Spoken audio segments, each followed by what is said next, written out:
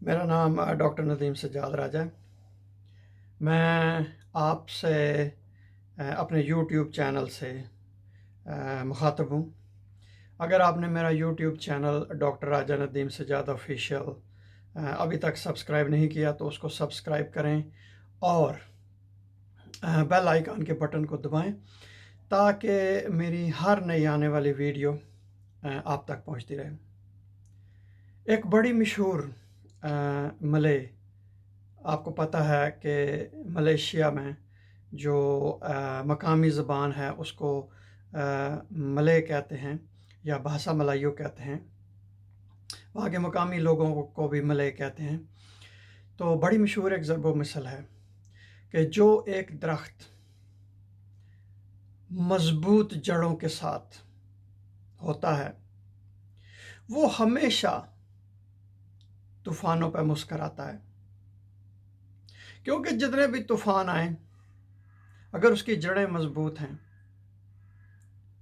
तो उसको नुकसान नहीं पहुंचा सकती। बिल्कुल इसी तरह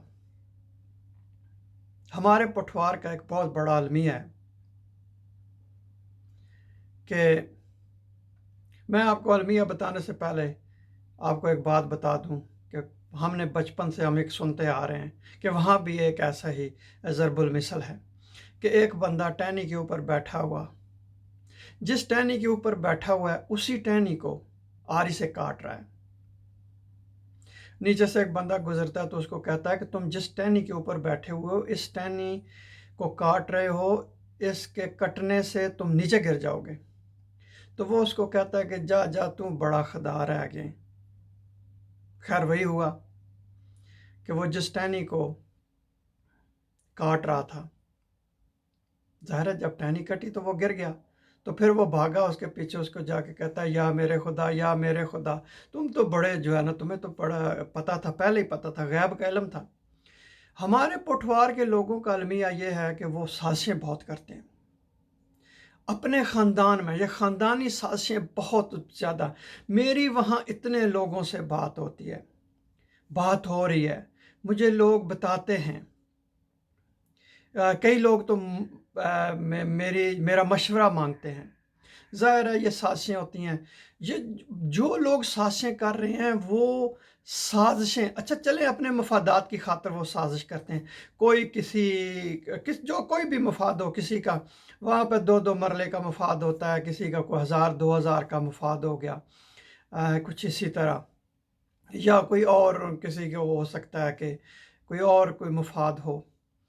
तो बहुत ज़्यादा वहाँ साजिशें करते हैं अपने लोगों के ख़िलाफ़, अपने खान। इसमें वालिदैन जो हैं वो सरे फहरिस्त हैं कि जो अपने बच्चों के ख़िलाफ़ साजिशें करते हैं और साजिशों में शामिल होते हैं। फिर इसी तरह दूसरे जो बहन भाई हैं वो भी इसी तरह साजिशें करते हैं, साजिशों में शामिल होते हैं। फिर ये सिलसिला ना सिर्फ ख़ानदान तक रुकता है बल्कि ख़ानदान से आगे भी जाता है कि जो कज़न्स होते हैं वो साजिशें करते हैं, एक दूसरे को नुकसान पहुंचाते हैं। वैसे तो आपको पता है कि जो कज़न्स की दुश्मनी तो रवायती दुश्मनी है, वो तो हर जगह पर मशहूर है, हर इलाकों में मशहूर है।